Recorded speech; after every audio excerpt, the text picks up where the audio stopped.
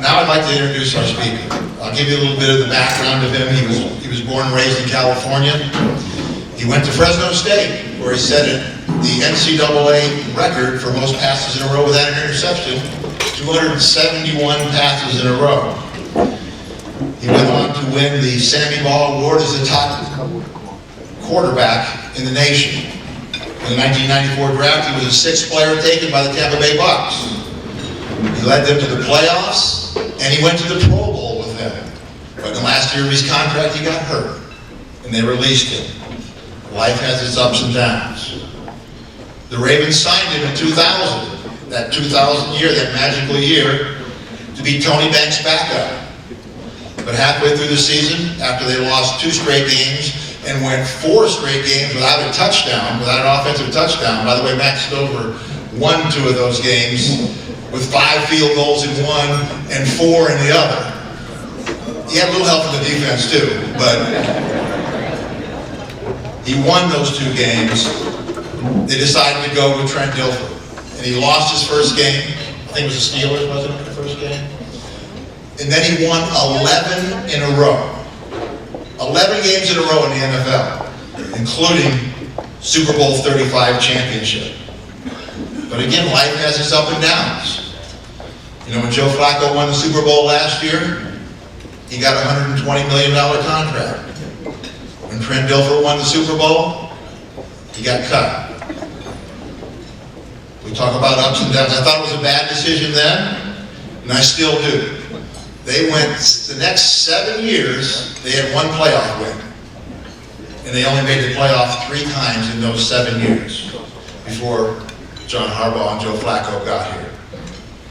You know, Trent went on to the Seattle Seahawks as a backup to Matt Hasselbeck. He got to start 4 games that year and won all 4 of them. So it's the 11 plus 4. He won 15 in a row as a starting quarterback.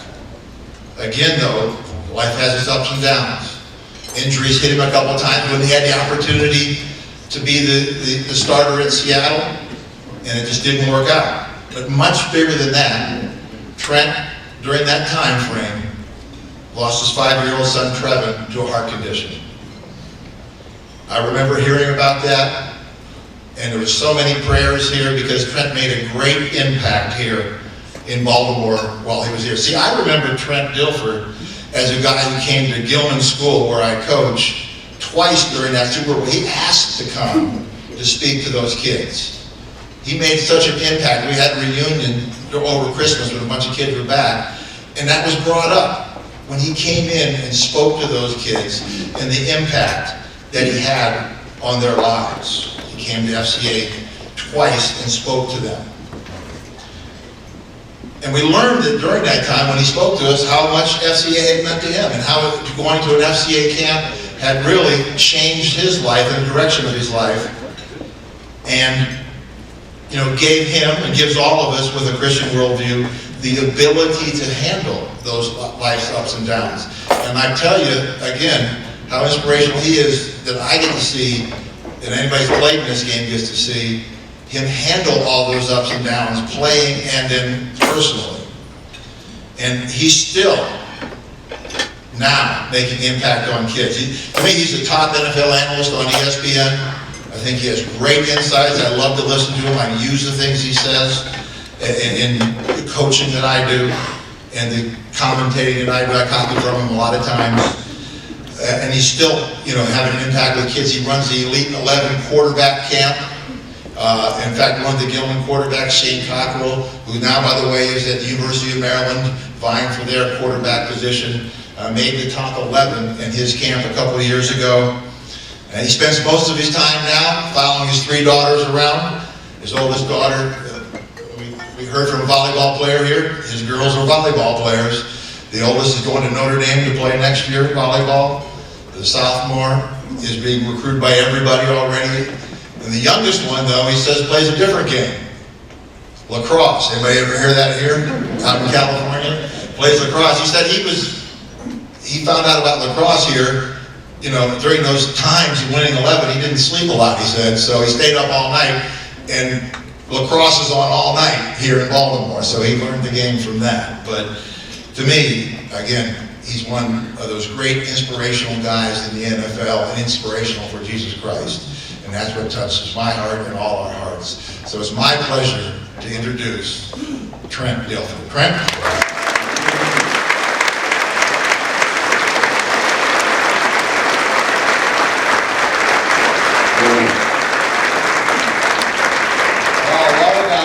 A lot of hair ago.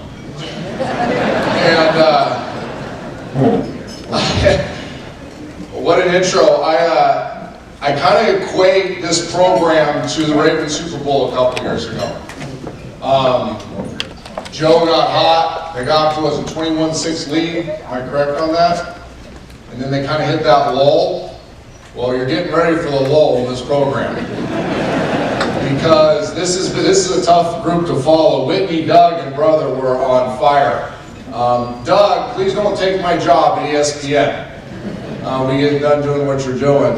I usually have a backup plan. You know, as a quarterback, you learn to have an audible system all the time. Get out of a bad play. And trust me, when I was a Raven, I got a lot of bad calls put in my helmet.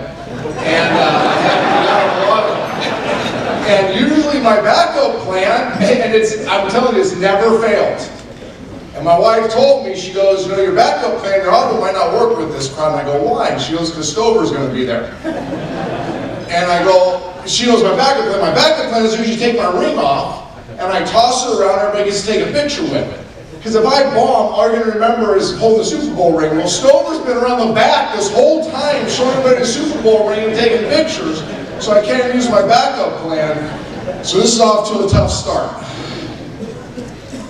Before I get started, I think you got to understand something about me. I live my life to Philippians 3:13. Forgetting what is behind and straining towards what is ahead. I don't live my life in the rearview mirror. So I don't spend a whole lot of time reflecting on my career. I learned a ton from my career. I am grateful and blessed by my career, the total mediocrity of it.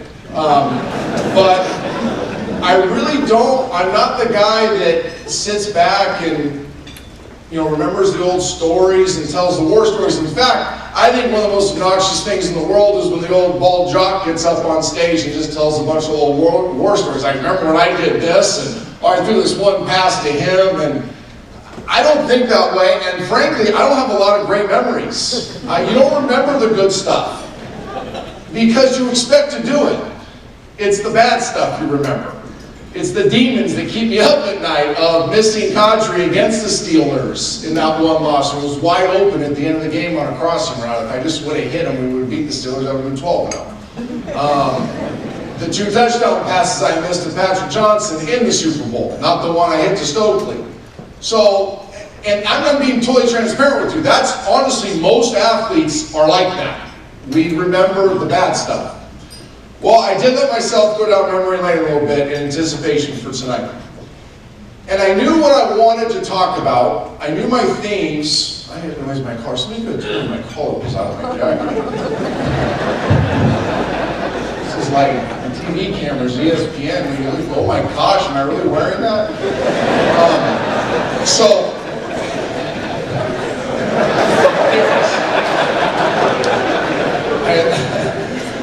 I let myself, it's out again, isn't it? I might just take my jacket off, except I flew across the country in the shirt today. So there's wrinkles all over it. I actually let myself go down memory lane. And I really thought that what would come out of that would be these great stories.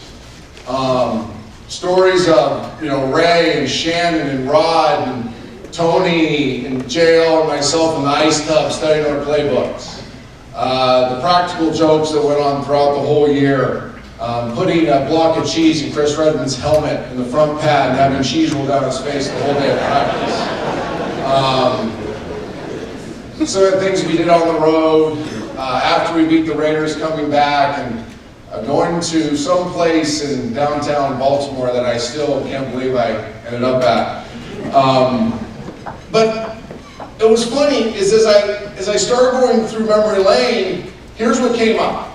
I'm just going to give you the journey from when I left Tampa to my time here in Baltimore. Because I've only been back a couple times. I was back a few years ago for the 10-year reunion of the Super Bowl team. I would like to come back more. Life is so fast and busy that I don't get a chance to go back to a lot of places that are dear to me. I signed here. By the way, Stan basically gave my entire talk. So you're I'm basically going to recycle Stan's intro to me tonight as the keynote speech. I signed with the Ravens as a free agent. I was not released by Tampa. I was due a big signing bonus that year. And it's actually going to make me the highest paid player in the National Football League, you can believe it. So it was very wise of the Bucs not to pick up the option. And I'd broken my collarbone that year and had blown out my AC joint middle of the season against Seattle Seahawks. So when my contract was up, they had found a new quarterback in Sean King, so I came here and signed for 1/5 of what I would have made in Tampa had they picked up my option. I get here, and I'm dealing with this collarbone AC joint. I can't throw. Now, I'm a quarterback, and I can't throw. Now, many people in Baltimore say that never changed. Well, I literally couldn't throw. I never got a chance to rehab my shoulder because of the way this collar's going to drive me nuts. The way, I'm going to take my jacket off because this is, here we go. Thank you. See all the wrinkles? This is United Airlines. Style by United Airlines.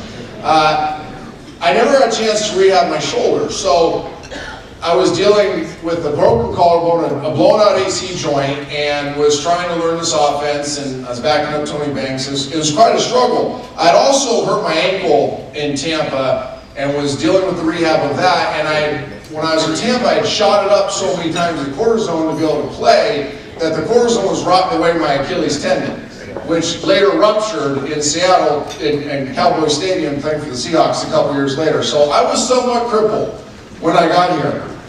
You'll see where this is going. It was funny, I moved my family. People forget that we actually have families. Like, we're not just pieces of property that you purchase and we go and win football games for you. We're real human beings and we have families. And I had just built my dream house in Tampa, on the water. I have 3 kids under the ages of 4.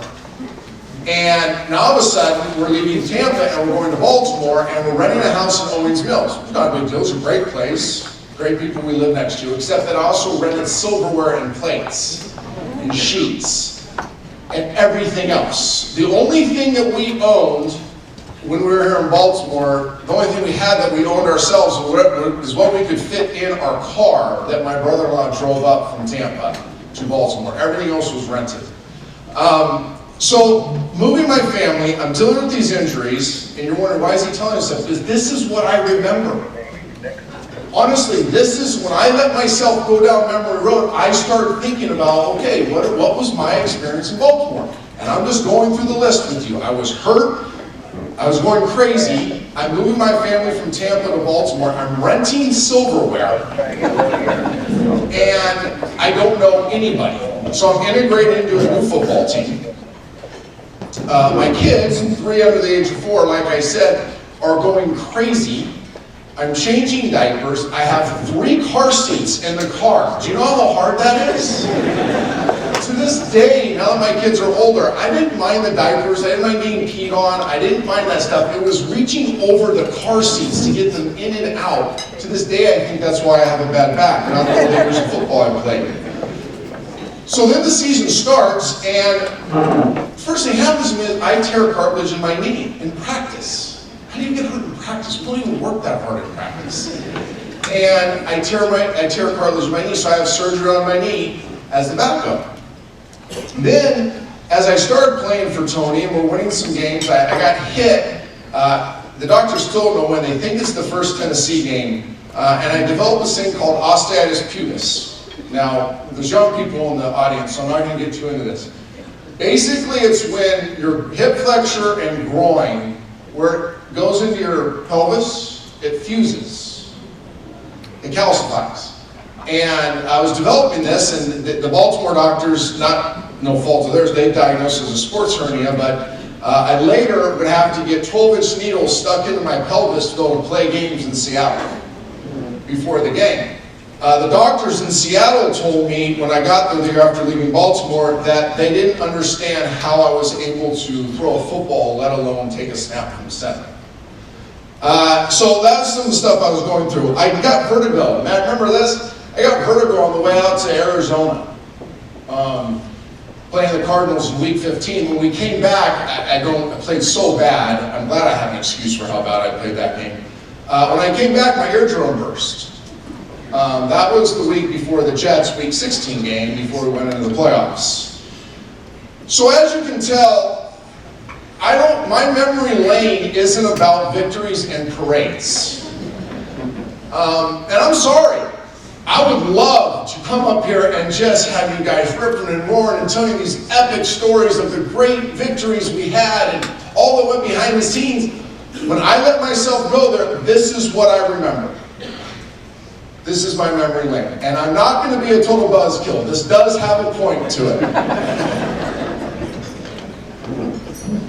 It's interesting because if I were to define my 9-month Raven experience, I would define it as uncomfortable.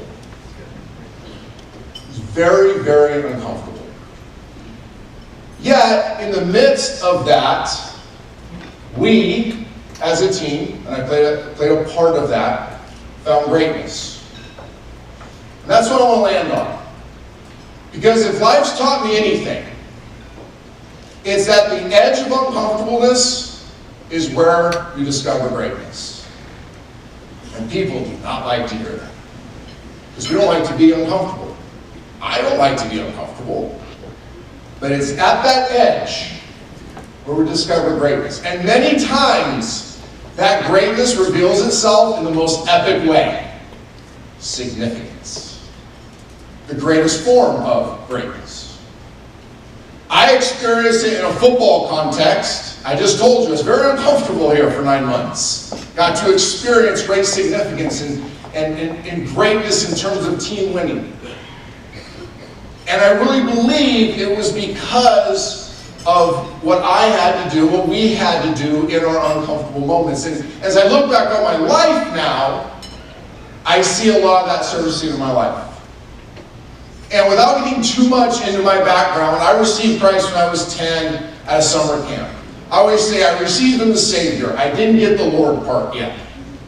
And I lived 10 years, I don't want to say in total rebellion, but very confused as a Christian. And I would say the last,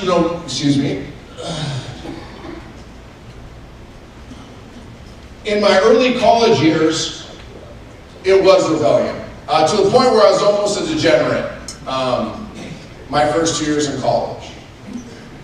And I had a great man who was the college director of the church that I kind of dipped my head in now when I felt guilty those first 2 years in college, who was also on staff with FCA. And he invited me to come down to an FCA camp in Thousand Oaks, California, to be a counselor. And the first thing I thought when he asked me was, I know I'm smoking stuff, what are you smoking? Because I know what I'm doing.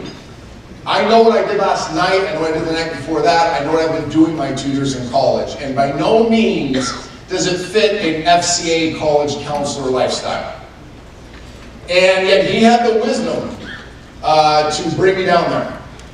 And when I got down to Thousand Oaks from Fresno, here's what I walked into, a 36-hour staff training session.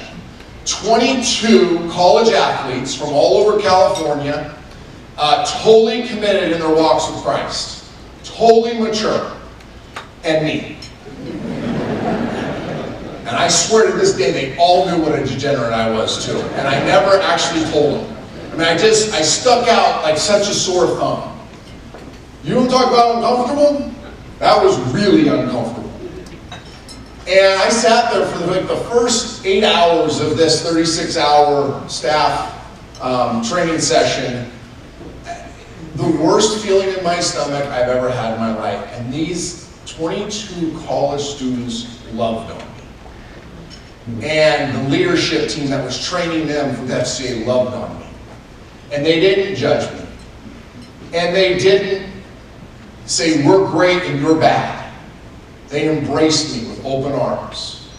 And through how they treated me, they truly shared the gospel with me. And they truly showed me what a Christian lifestyle looked like. And it was that moment in my total discomfort, as uncomfortable as I've ever been in my life, that God worked something totally awesome in me and said, you are now mine, Trent. You are now mine. I'm teaching you the Lord part now. And it's from that moment on at an FCA summer camp that I have walked so closely with God. That I have tried my best to make every decision I make to be a decision that would glorify the Lord. Well, now, I was at this camp and I'd go back to school. And I was going back to a Fresno State campus where I only knew one Christian on the entire campus. That was, one student that was a Christian. Her name was Cassandra. And I remember getting back to campus and calling Cassandra. We had dated once my freshman year. She fell asleep on our date because she said I was boring. And then the other times I asked her out, she basically said, you're a degenerate. I don't date degenerates. I called her and I said, hey, you're never going to believe what happened to me. My life's been radically changed. I want to do something different. I want to live a different life. And she goes, cool, let's get together. Well, we got together, and this July we've been married for 21 years. And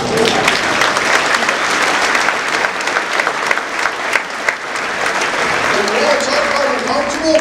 How about going to your football team where they had named a drinking game after me?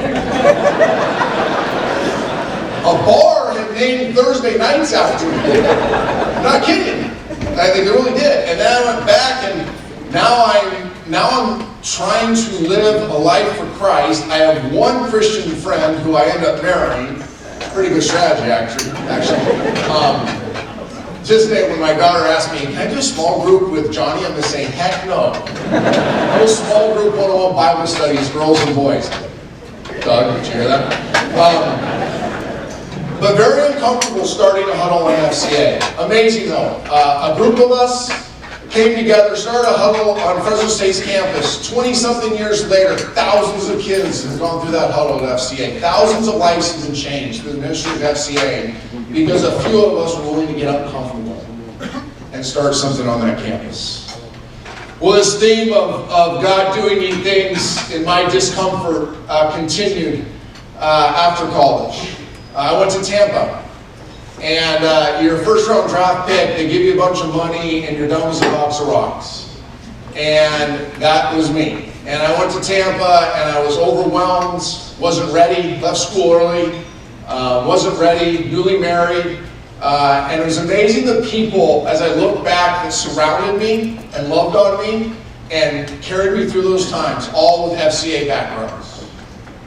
All people, Clyde Christensen, who's now been with the Indianapolis Colts for years, was on Coach Dungy's staff when I was there, when they won a Super Bowl, has carried the banner of FCA around this country forever, mentored me. Doug Gilchrist, the chaplain, FCA background. All the people that carried me through the tough times in Tampa had an FCA background. Obviously, I told you about the transition from Tampa to Baltimore. Seattle, some tough stuff happened. Seattle is very uncomfortable. I told you about my injury, tore my Achilles, went through a bunch of other injury stuff. But the worst thing any parent could ever go through, we lost our son. In 2003, he was 5.5 years old. And without getting too much into it, because I don't think it's totally relevant to tonight's message, but when you're broken to a point where you don't know if you can get out of bed, there's certain people that God uses to help rebuild you. Because truly your soul is broken. And God uses people to rebuild your soul. And if I went through the list of people that were there for myself, my wife, our family, FCA backgrounds. People whose lives have been changed through the ministry of FCA. Who then in turn paid it forward by going to find a couple who lost their son and sacrificing their lives for them. We're at the hospital for 40 days with them. and they set up a thing called Camp Trevin. And it was basically 8, 9 families that stopped life. These people ran companies, they had real jobs like you have, or some of you have. And they came in and they sat with us, and 24 hours a day lived with us. And just loved on us. Go back to their history. All FCA backgrounds. The ministry of FCA touched them in such a way that they learned how to give back. Now I'm a daughter of two, now I'm a son, sorry, not a daughter, not a daughter. I'm the father, thank you, of 2 teenage daughters and a preteen. That's uncomfortable. More uncomfortable is that my 18-year-old now has a boyfriend. Really don't like it, not gonna lie. Great kid, don't like it. And Saturday night, we have our first prom. And I've been really grumpy for about 3 weeks. Oldest daughter is going away to college. Very uncomfortable. I'm scared to death. I'm not going to lie to you. To Indiana, of all places, California. My point is this, is that I know God's getting ready to do something really great in our lives. Because we're really uncomfortable.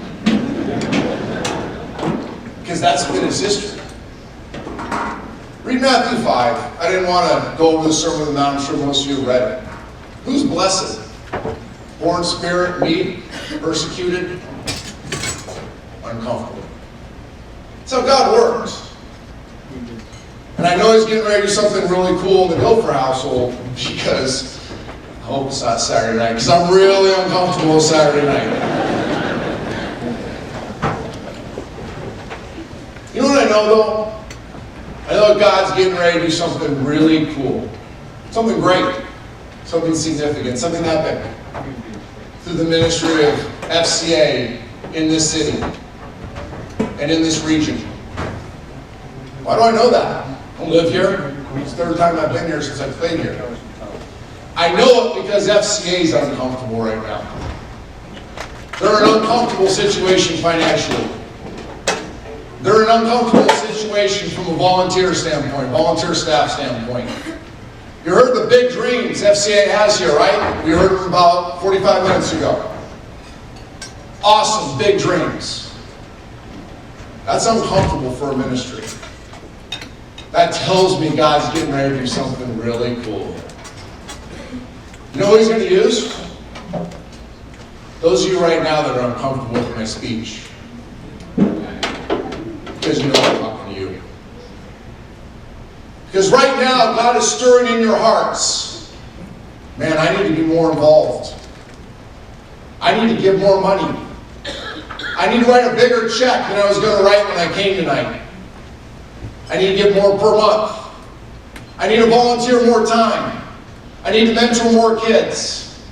I need to get trained better. And you're uncomfortable because you like your little comfortable life. I don't blame you. I like mine too. But God's going to do something really cool, great, with FCA's ministry in this city and in this region. Because they're uncomfortable as a ministry. Who's he going to use? You right now saying, he ain't talking to me. Yes, I am. I'm talking to you. If you are uncomfortable right now with what I'm saying, if you're uncomfortable because God is stirring in your heart, then God is saying, I want to use you. Because when you are less, I am more. When you are uncomfortable, that's when I come out to my fullest. And he wants to do it through you, through the ministry of FCA. And I say that with authority because in my 42 years of life, hopefully less than halfway, you say more? Less than halfway there. That because of some life circumstances have been very uncomfortable, God has shown me very clearly that's what he wants us best. It's an honor being back. I truly, truly love my 9 months here, as uncomfortable as I was. And mainly it's because of the people like you. This is a great city, with great support. And without tearing up because OJ is here, in all honesty, some of my fondest memories are here. It's great in that short period of time.